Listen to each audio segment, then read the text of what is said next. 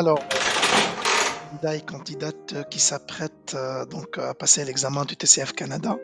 Alors, je me représente, je suis Mohamed Amin, donc je suis un formateur spécialisé justement dans le TCF Canada et dans n'importe quel examen autre que le TCF, bien sûr, donc de tous les examens diplômants de la langue française. Alors, bien évidemment, j'essaie toujours de faire de mon mieux pour assurer avec vous des cours en ligne, des cours en présentiel, mais aussi à partager avec vous des précieux conseils et des tutos en fait sur ma chaîne YouTube. Alors là, en fait, avec notre vidéo d'aujourd'hui, on va essayer en fait de reprendre là où on s'était arrêté.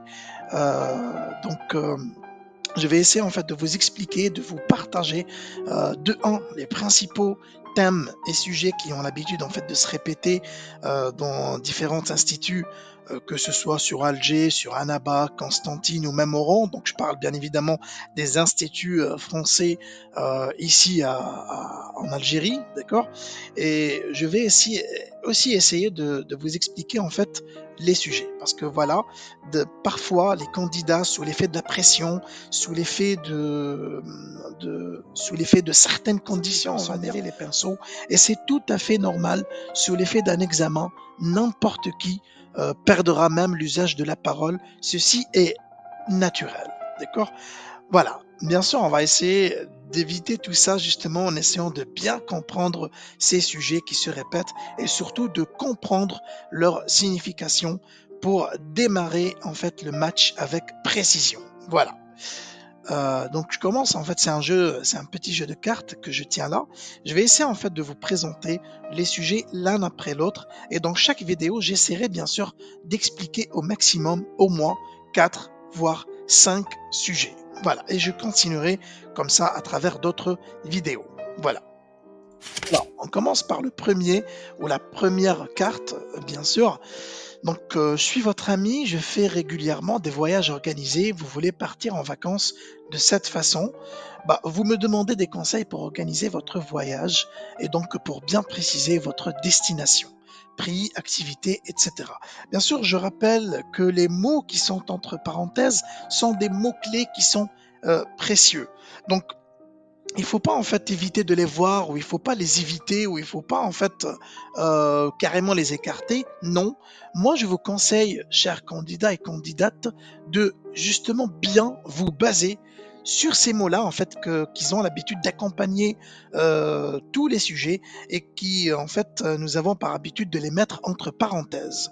Alors on ne les met pas entre parenthèses pour rien, non, on les met entre parenthèses pour vous signaler en fait à vous, chers candidats et candidates, que c'est des mots précieux et que en vous basant sur ces mots-là, eh ben, vous allez pouvoir coder et formuler vos questions de la manière la plus rapide possible.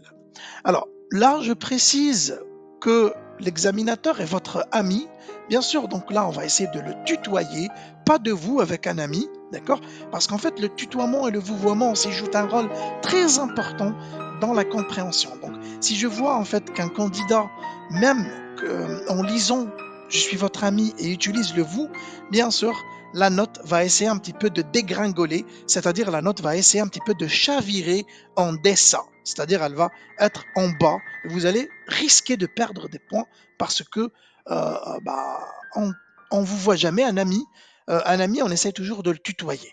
Donc tout ça entre dans les critères d'évaluation, chers candidats et candidates. Donc essayez de bien le mettre en tête, essayez de bien le garder en tête. Voilà. Alors, vous êtes donc l'examinateur ici est votre ami.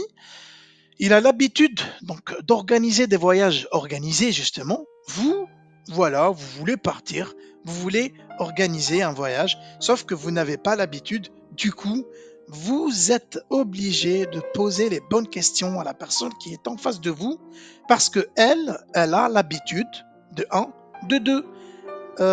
Cette personne aussi est votre ami, donc il faudrait en profiter, pas de vous, pas de structure, on va dire, académique et trop formelle. Donc on essaye de jouer sur le tu et on essaye bien évidemment de nous baser sur le nombre d'expériences, donc sur l'expérience de votre ami en tant qu'organisateur de voyage. On se base aussi sur les destinations, les principales destinations que votre ami a l'habitude de conseiller ou bien que votre ami a l'habitude de, de présenter ou ou les destinations en fait qu'il a l'habitude de se rendre. Là, en fait, vous pouvez aussi utiliser, donc poser des questions sur le prix. Bien sûr, on essaie de voir un petit peu les tarifs de chaque destination, la destination la moins chère, la plus chère, la destination la plus populaire, la destination la plus visitée. Et on essaie un petit peu de jouer sur ça. Vous pouvez aussi poser des questions sur les activités.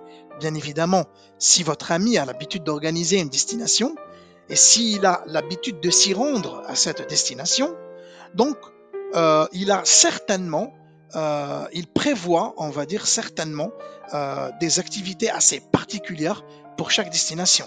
Bien sûr, on ne peut pas faire de kitesurf ou on ne peut pas faire de jet ski au Sahara. Donc là, on essaie un petit peu d'être tenace et surtout d'être espiègle, c'est-à-dire de bien jouer sur les mots, surtout ces mots-clés qui accompagnent le thème.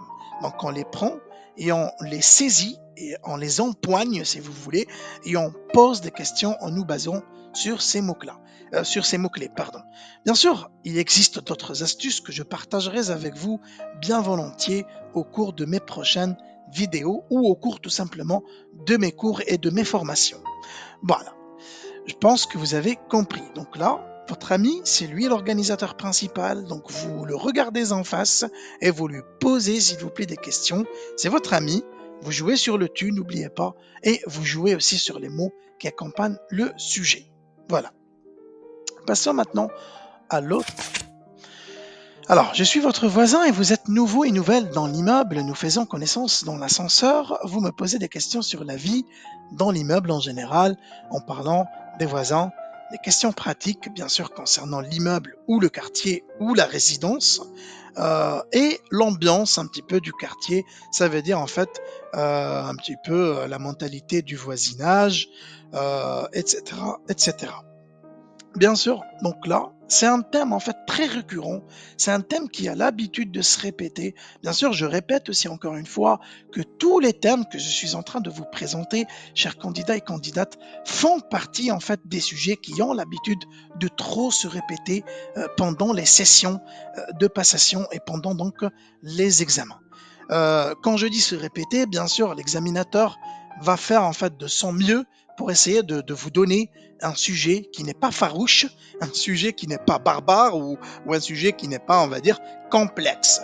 Donc on essaie plutôt de vous présenter des sujets, bien sûr, des sujets abordables, des sujets auxquels vous serez en mesure de vous familiariser au plus vite sans difficulté, mais bien évidemment aussi ce sera des sujets qui en fait qui représente, on va dire, ce trait social et ce trait en fait d'intégration sociale. Bien sûr, si vous faites une petite analyse de ces sujets, vous allez remarquer qu'on essaie toujours comme ça de mettre en évidence cette intégration socio-culturelle.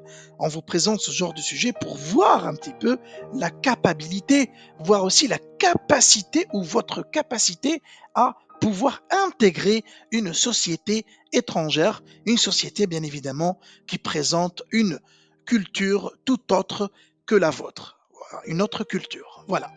Et donc, ces sujets, avec Je suis votre voisin, font vraiment partie des sujets du top 5, en fait. Voilà, pour être carrément franc avec vous.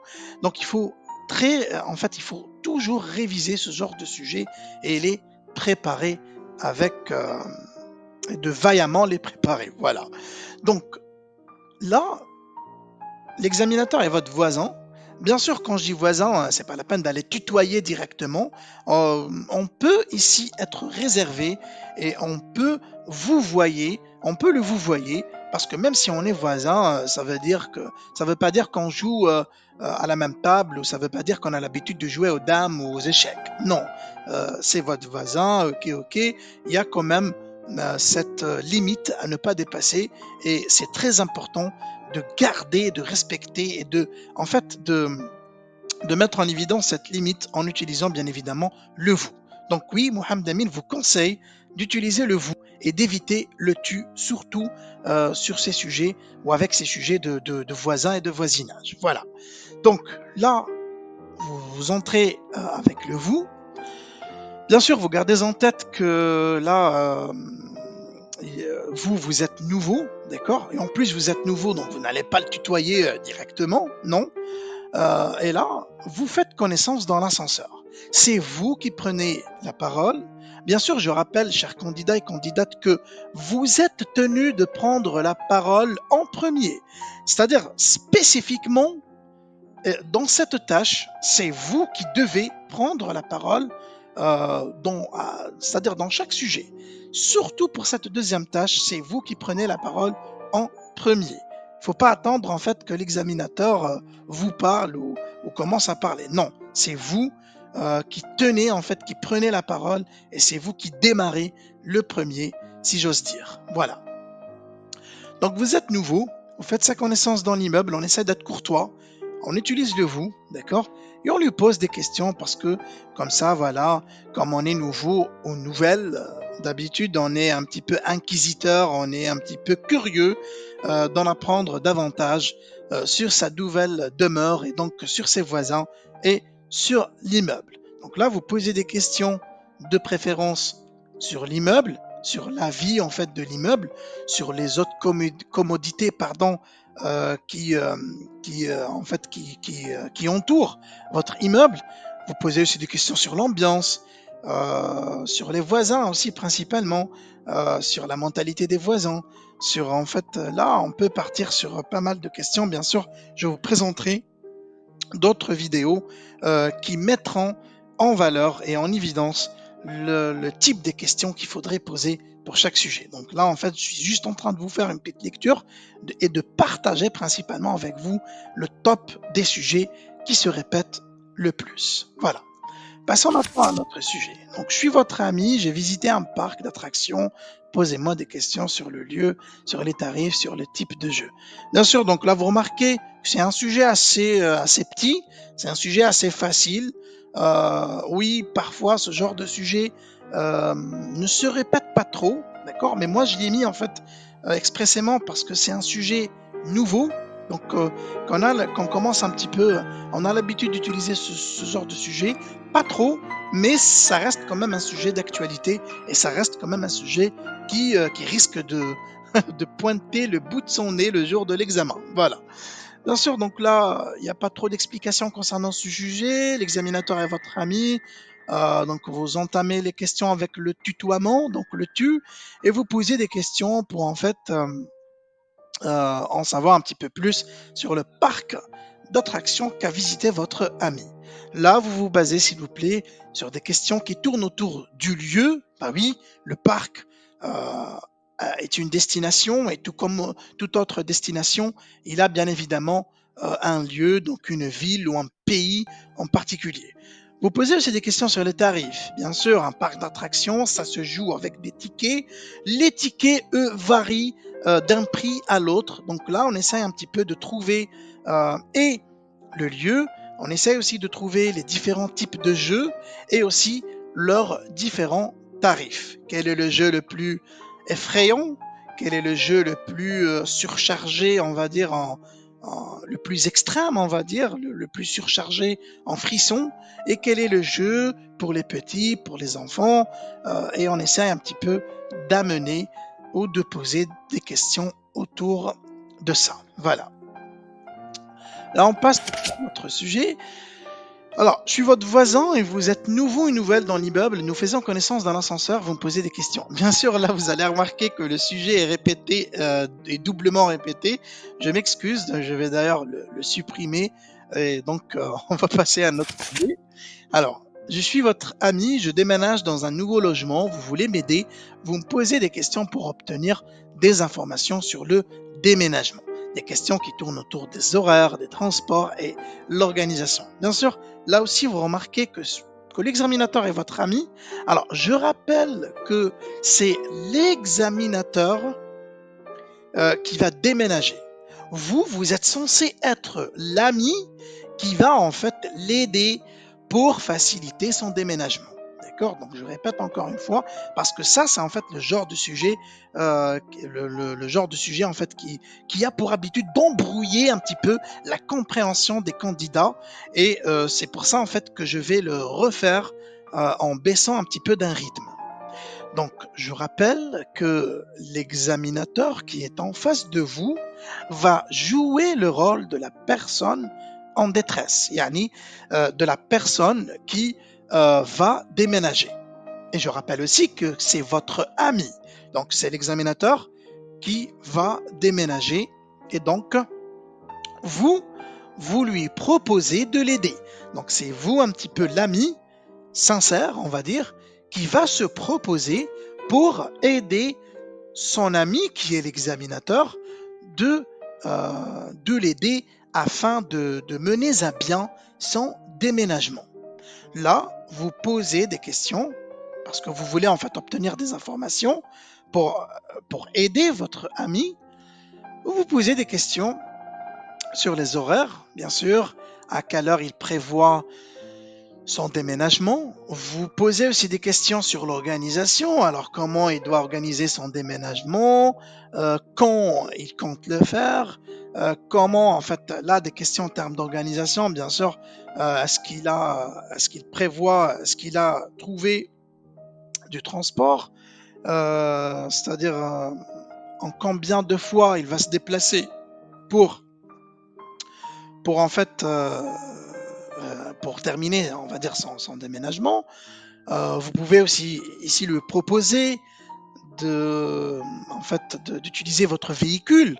Donc là, il faudrait que vous précisiez que vous disposiez d'un véhicule et que vous disposiez aussi d'autres amis qui eux aussi ont aussi des véhicules. Parce que déménager, ça rime avec voiture, véhicule, fourgonnette, etc. Donc là, cela va de soi.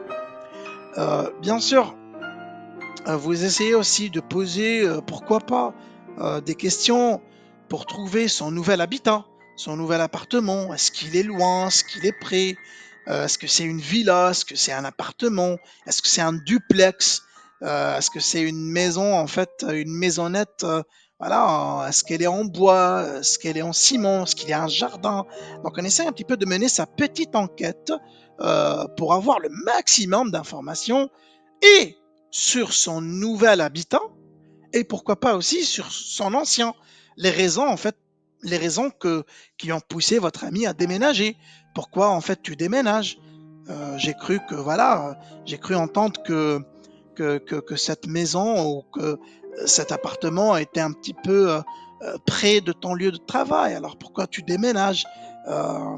Quelle est la raison qui te pousse à déménager? Donc là, bien sûr, l'examinateur, vous allez le pousser à ce qu'il vous donne d'autres détails, d'autres informations. Il peut vous dire, voilà, mon contrat a expiré.